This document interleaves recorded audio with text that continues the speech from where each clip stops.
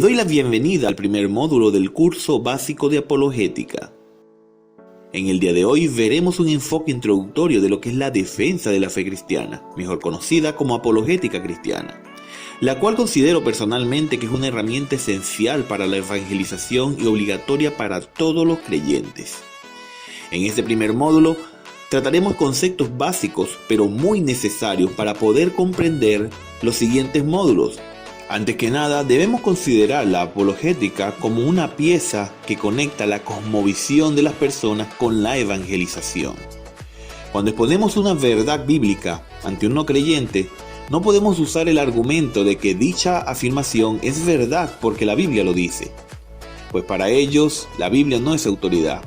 Ahora bien, en primer lugar deberíamos responder a la pregunta: ¿qué es apologética? La apologética es la argumentación para dar una explicación, reporte e incluso defensa sobre la posición o sistema de un tema. De hecho, el término apologética proviene de la palabra griega clásica apología. Comunicar una apología significaba dar una explicación para responder y refutar acusaciones. Para algunas personas esto puede sonar algo formal e intimidante, pero no debería serlo. Diariamente utilizamos la apologética en nuestras oficinas, aulas de clase y salas de estar. Cada vez que defendemos una posición o citamos ejemplos para contradecir una afirmación o defendemos nuestra perspectiva acerca de un tema, estamos haciendo apologética. En virtud de la definición de apologética, podemos decir que la apologética cristiana es la disciplina que consiste en ofrecer y presentar tanto defensa como evidencias de la veracidad y confiabilidad de la fe cristiana. Ahora bien, aunque la apologética y el evangelismo están conectados, no son lo mismo. El evangelismo explica verdades del evangelio como quién es Jesús, qué es el pecado y cómo podemos ser salvos. Por otra parte, la apologética defiende la veracidad y confiabilidad de esas afirmaciones y brinda una crítica contra las falsas afirmaciones. La apologética cristiana es defensiva, pues defiende la autenticidad y confiabilidad de las escrituras. Y se dice que es ofensiva ya que ataca las falsas enseñanzas y cosmovisiones antibíblicas. Cuando hablamos de atacar, no me refiero a las personas, ya que los contrincantes de los cristianos no son las personas, sino la incredulidad y la falsa doctrina. Por eso, cuando digo atacar, es un compromiso proactivo y crítico de destruir las mentiras que Satanás disfraza como verdad, para llamarlas por lo que son. Un apologista cristiano es aquel que defiende el evangelio, mientras que también destruye las barreras sociales, intelectuales y doctrinales que no permiten que dicho evangelio sea asimilado por las personas. Como dice Norman Geisler, a veces antes que podamos hablar del evangelio, tenemos que allanar el camino, eliminar los obstáculos y responder las preguntas que impiden que las personas acepten al Señor. Ahora bien, como ven en la siguiente diapositiva, vamos a responder una pregunta que se hacen muchísimas personas. ¿Para quién es la apologética cristiana? Muchos cristianos han oído de la apologética, y en su mayoría cometen el error de pensar que la apologética es solamente para creyentes filosóficos o intelectuales. Sin embargo, la disciplina de la apologética cristiana es para todos los cristianos. Los cristianos debemos ser capaces de comunicar el evangelio, ofrecer una defensa de su confiabilidad y veracidad, e involucrarnos críticamente con las personas incrédulas de nuestro entorno. Por ello, voy a presentarte algunas razones por las cuales la apologética cristiana es para ti, es para mí y para todos los que profesamos ser cristianos. La primera razón que debemos tener en consideración es que los cristianos debemos ser capaces de explicar nuestra fe en Jesús. Primera de Pedro 3:15 dice: «Si no santificad a Dios el Señor en vuestros corazones, y estad siempre preparados para presentar defensa», o sea, apología, «con mansedumbre y reverencia ante todo el que os demande razón de la esperanza que hay en vosotros». La esperanza de la que Pedro habla es la esperanza de la vida eterna con Dios, la esperanza de la resurrección. Pablo dice en 1 Corintios 15, «Y si Cristo no resucitó, vuestra fe es vana, aún estáis en vuestros pecados.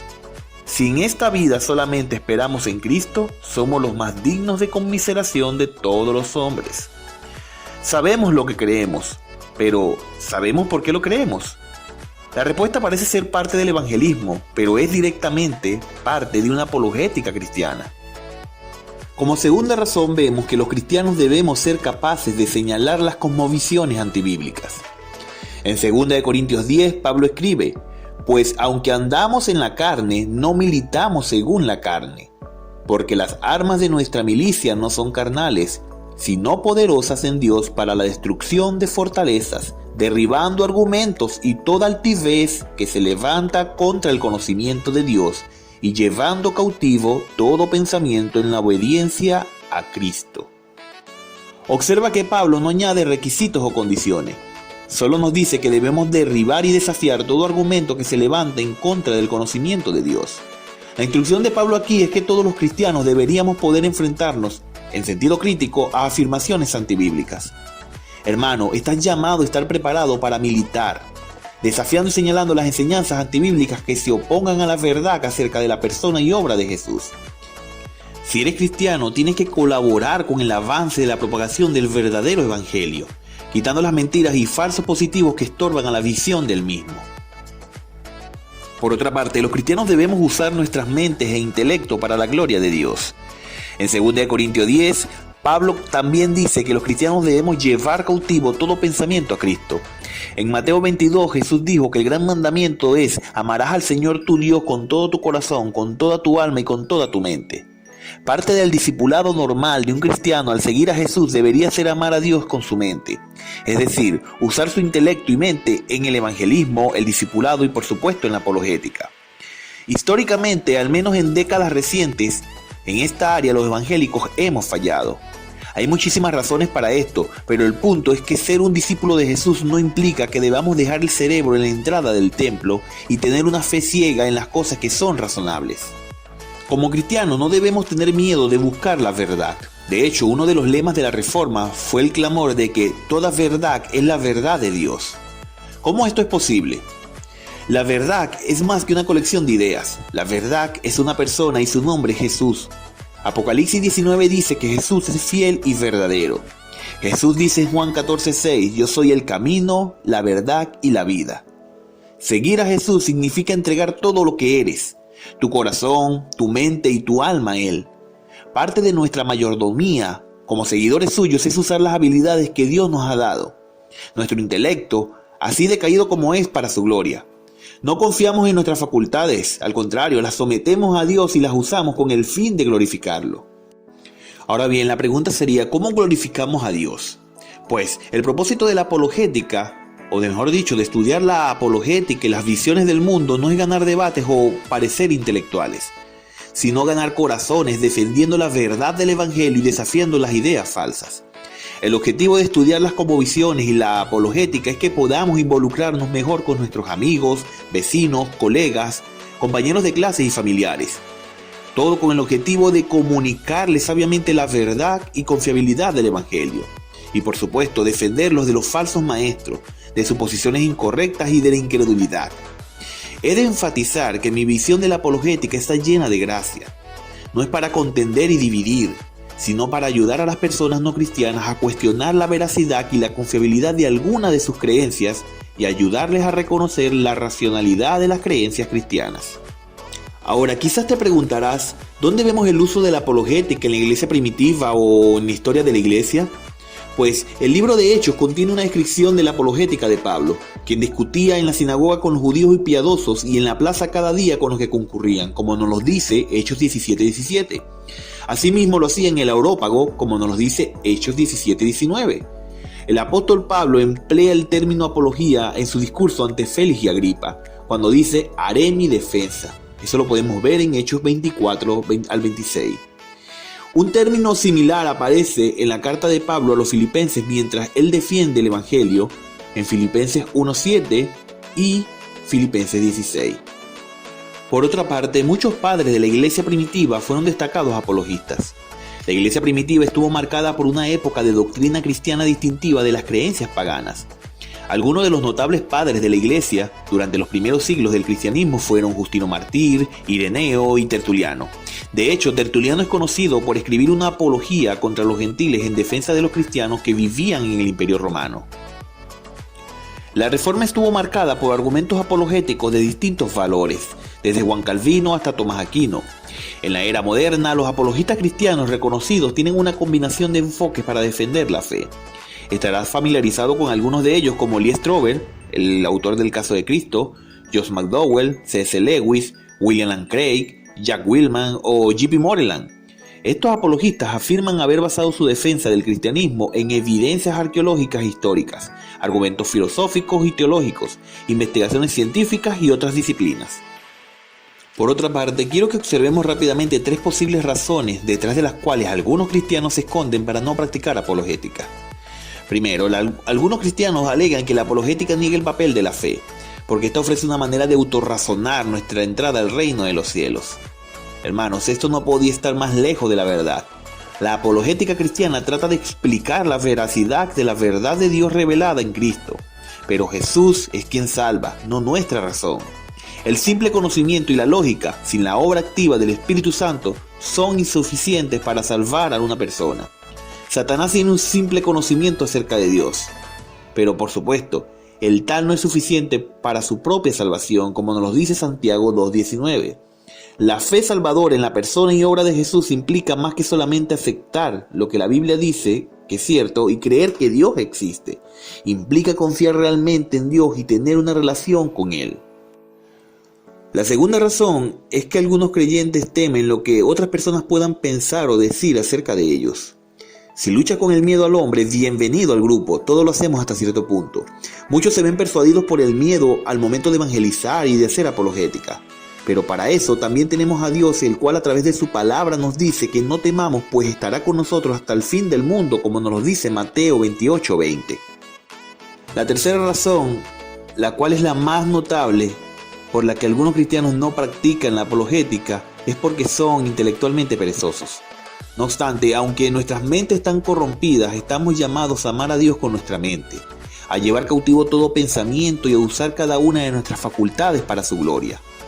En la era del Google, del Wikipedia, del Amazon.com y decenas de sitios de internet y libros con material accesible y útil, no hay excusa para que un cristiano sea intelectualmente holgazán y no procure la disciplina de la apologética cristiana. Por otra parte, la apologética cristiana no es solamente una disciplina para ser practicada por cristianos. También es para el beneficio espiritual claro y práctico de los no creyentes, porque ésta responde las preguntas de las personas inconversas y quita del camino las distracciones hacia la fe. Por supuesto, algunos inconversos harán preguntas para alejarse de la incómoda verdad del Evangelio de que son pecadores y de que están moralmente arruinados. A menudo harán preguntas para cambiar el tema, como para intentar evadir las ramificaciones del Evangelio para sus vidas. Sin embargo, en otras ocasiones, ellos claramente tienen preguntas legítimas relacionadas a la fe en Jesús, y que la apologética puede ayudar a responder. Puede ser inquietante cuando quedan preguntas importantes sin responder. La apologética cristiana implica contestar preguntas y ser claro sobre las falsas creencias que oscurecen el sólido fundamento de la fe en Jesús. Una parte natural de educar o instruir a personas no creyentes en una cosmovisión bíblica es estar preparados para responder sus preguntas. Los cristianos no deberían sorprenderse o sentirse amenazados por esto. Nosotros, después de todo, estamos predicando el Evangelio, una gran verdad que creemos debería reordenar fundamentalmente nuestras vidas por completo. Las preguntas deberían ser esperadas y, por supuesto, bienvenidas. Por otra parte, la apologética cristiana, junto con el evangelismo, dirige a las personas no cristianas a la fe en Jesús. El objetivo de la apologética cristiana no es finalmente ganar un argumento, sino comunicar y defender la confiabilidad de colocar nuestra fe en la persona y obra de Jesús. La apologética es la disciplina que defiende la cosmovisión bíblica, derriba la incredulidad y brinda un punto de partida para el evangelismo apasionado. Consideremos nuevamente el ejemplo de Pablo para nosotros en Hechos 17. Pablo permaneció en el Areópago, una plaza pública de Atenas, y practicó la apologética, ofreció una explicación y defensa de la fe cristiana. Pablo utilizó la razón, ejemplos culturales de un altar en Atenas e incluso un poema griego. Pablo explicó las verdades bíblicas acerca de Dios, su carácter y nuestra necesidad de su misericordia. El propósito de todo lo que estaba haciendo era comunicar a los paganos que creían en muchos dioses las buenas noticias del único Dios verdadero que se convirtió en hombre para el perdón de nuestros pecados. Pablo tomaba en serio la apologética porque entendía a los griegos. Espiritualmente, la apologética es una guerra, no un juego de mesa. El objetivo de la apologética es preservar la vida del otro al ayudarle a entender la verdad, no anotar puntos en una pizarra espiritual. Pablo dijo en Efesios 6 que no tenemos lucha contra sangre ni carne, sino contra principados, contra potestades, contra los gobernadores de las tinieblas de este siglo, contra huestes espirituales de maldad de las regiones celestes. Nuestros oponentes no son las personas inconversas. Nuestros oponentes son la incredulidad y las falsas creencias. Y en un nivel más fundamental como cristianos, nuestro oponente es aquel que se opone contra Dios mismo. Las falsas enseñanzas y las mentiras comenzaron en el huerto con el mismísimo padre de las mentiras, o sea, Satanás. En 2 de Tesalonicenses 2, hablando de la naturaleza de Satanás, Pablo dice: inicuo cuyo advenimiento es por obra de Satanás, con gran poder y señales y prodigios mentirosos, y con todo engaño de iniquidad para los que se pierden, por cuanto no recibieron el amor de la verdad para ser salvos. La disciplina de la apologética es una obra espiritual por el bien de los no creyentes y para la gloria de Dios, por lo que debemos estar conscientes de que es una verdadera e incesante guerra espiritual. Ahora, ¿cuáles son los enfoques de la apologética? Históricamente, la apologética cristiana ha caído en uno de estos dos enfoques. El primero es popularmente conocido como la escuela evidencialista, donde el enfoque se encuentra en usar la evidencia objetiva en la apologética. El segundo es la escuela presuposicionalista, donde el enfoque está en las suposiciones de los no creyentes sin el Espíritu Santo. El principal enfoque de la apologética evidencialista es la idea de que podemos y deberíamos usar las evidencias objetivas o demostraciones que Dios nos ha dado en el orden creado, como parte de nuestras pruebas y de nuestra persuasión en la apologética. R.C. Sproul es un famoso evidencialista. Por ejemplo, la creación testifica a un creador y nosotros deberíamos emplear esa creencia como parte de nuestra evidencia de que Dios existe. Los presuposicionalistas enfatizan que las evidencias no convencerán a los incrédulos de seguir a Dios, porque las personas son gobernadas por sus presuposiciones, las cuales sin la obra regeneradora del Espíritu Santo están naturalmente orientadas en contra de Dios. Por tanto, ellos alegarían que no podemos demostrar que Dios es real o defender el Evangelio usando nuestras propias pruebas o evidencias. Van Til, del seminario Westminster, es un reconocido presuposicionalista.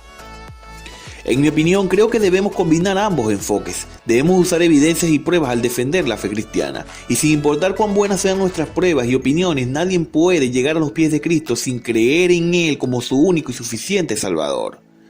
Los dos enfoques son complementarios, no contradictorios, pues es más productivo usar ambos métodos dependiendo de la persona y la situación en la que nos encontremos.